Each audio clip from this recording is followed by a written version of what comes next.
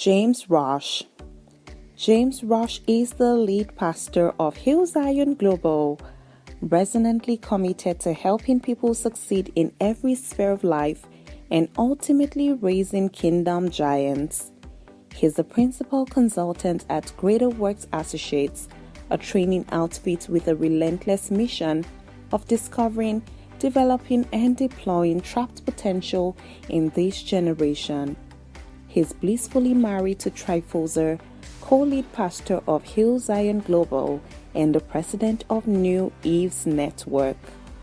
Ladies and gentlemen, let's make welcome James Rosh to YDC 2019 as he takes on the plenary session on evolving spiritually from new birth to sonship.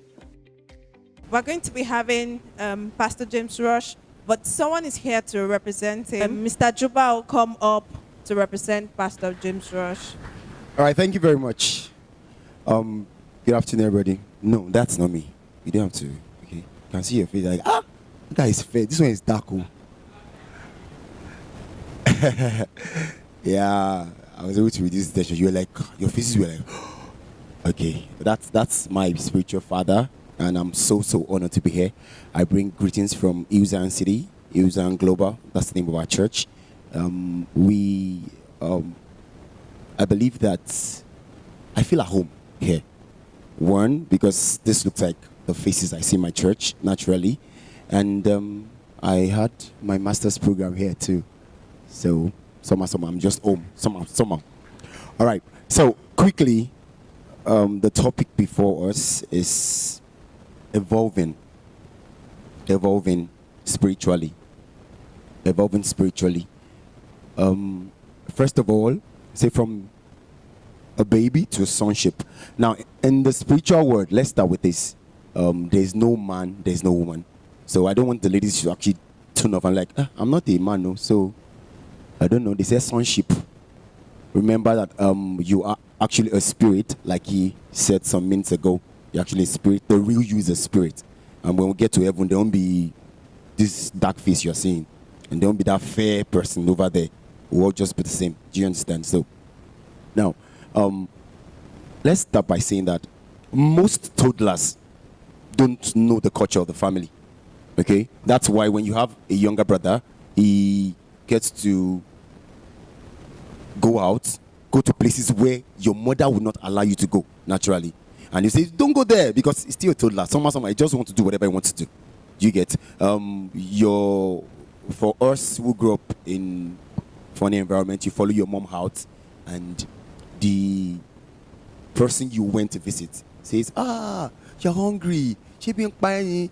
Your mom is looking at you like, if you say yes, you get. She's giving that high contact, and because you're a kid, you're like, you answer, but with time, you get to know the culture.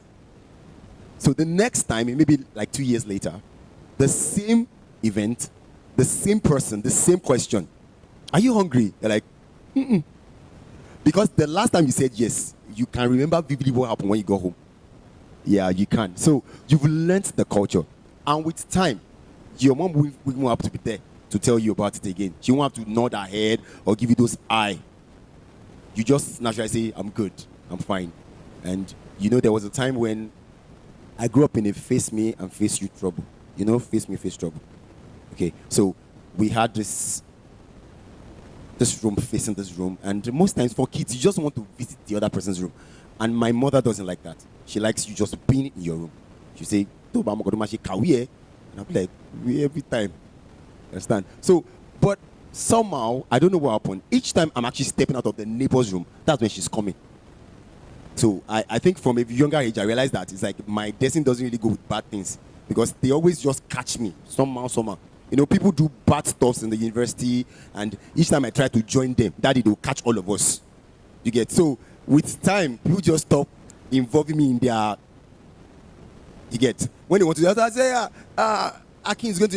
No, don't worry, she can stay, because somehow that day, all of us will be caught up. It's. I don't know how it happens. So each time I step out, she just say, "Where are you coming from?" This, that. But I didn't really always understand. I was like, "What's this woman? Just leave me now." But the the older I get, the better I understood. You understand? So it gets to a point where she doesn't have to think that, don't you know, she shouldn't be visiting people, strangers. I get to understand why. I later became a son. I evolved from being a baby, from being a toddler. Now imagine a baby that you have. Baby feeds on what? Naturally. You can mention it. Don't worry. You're still a Christian. You can mention it's not a crime. To be sincere. So imagine that same baby after 4 years. Let's say 7. He walks in and says he wants to eat. You're like, there's cornflakes in the fridge. You're like, no, I want mommy. Like, why do you want mommy? I want to. Yeah, like, say it. Say, I want mommy's. Like, what do you want? I want to suck. What? Because why? Why are you surprised? It's not because he committed a sin, but because you felt, are you okay? But that's what we do naturally as Christians. We give our life to Christ as babies, then we decide to stay there. Okay, you get when a pastor talks at you, like you are angry, you don't want to come to church for like 3 days. When they preach and you feel the message is getting at you, you stop coming to church for like 1 week.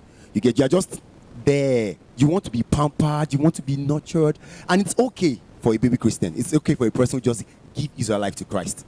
But like he said when he was presenting, he expects us to evolve. We must grow. We must grow. We can't just be there forever. Can I say praise the Lord? I say, can I say praise God? I can say, okay, all right, don't worry. I was just joking. All right, let's get into this. So let me. There's this Bible verse my spiritual mother picking up, Galatians 4:1. It says, think of it this way: if a father dies and leaves an inheritance for his young children, those children are not much better off than slaves until they grow up, even though they actually own everything their father had. Can you imagine that? That means all those stuffs belong to those children, but until they decide to grow up intellectually, mentally, spiritually, those things are not theirs. So, okay, imagine you have a toddler, a boy, a girl, a boy. Now you love him so much, then you God just blessed you and you just got him a Range Rover Sport 2020, and you park it outside. Let's say he's like 4 years old. So because you love him, you say, take the key. You kick-start the car and you put him in front of it. Then you walk away. Can you do that? You can't. Because you expect the boy to grow up. So until we get to a particular stage of our lives, God can commit some things into our hands because he can't trust us with it. We've not proven that we can handle those stuffs. So we keep on praying. You know, prayer is easy, but growing is kind of hard. So you keep on praying and you won't see the result. You're like, what is wrong? But God's like, guy, you got to grow up. Oh. You know, the way we ask our parents, Dad, now give me the car keys now. And he's like, this one that I use cooperative money to get. No, not giving you. Because he had seen the way you even handle the plates in the kitchen. They break every day just by washing them. So he thinks about the plates and he juxtaposes them with the windscreen of his car. He's like, no, don't worry. Don't worry. I'll give you. So he keep promising you almost every year until he has this notch that you are ready. And that's how God treats us. We have to grow up. We just have to grow up. Now, 1 Corinthians 13:11 says, when I was a child, I spake as a child. I understood as a child. I thought as a child. But when I became a man, I put away childish things. So there should be a point where you have to say, I have to grow up. You understand? It will get to a point where your pastor won't really check on you almost every time. That's Sister Bigwe, have you studied the Bible today? Did you pray? We didn't see you at the Bible study. There'll be a time they won't call you again. Because they expect you that you're already 3 years in that church. And they still always drag you to prayer meeting every Monday. In fact, if they don't call you, you will not come. Because you are used to those callings. But it can't work like that. Because your pastor also, he has a life. He has a wife too. And Jesus took care of his bride. So he has to take care of his own bride too. Do you understand? Because most times we actually put everything on the pastor. He has to call you. He has to pray for you. So he keeps praying. He lay hands. He lay legs. He sleeps on you. And things are not still working. Because somehow you've not grown, and because you've not grown, most of the things he says to you, you can't really understand them. Do we understand what I'm saying? All right, praise God. Pastor James always say that gifts are for children, inheritance are for sons. So until you get to the level of being a son, in quotes, you can't have the inheritance in the kingdom. You can't evolve.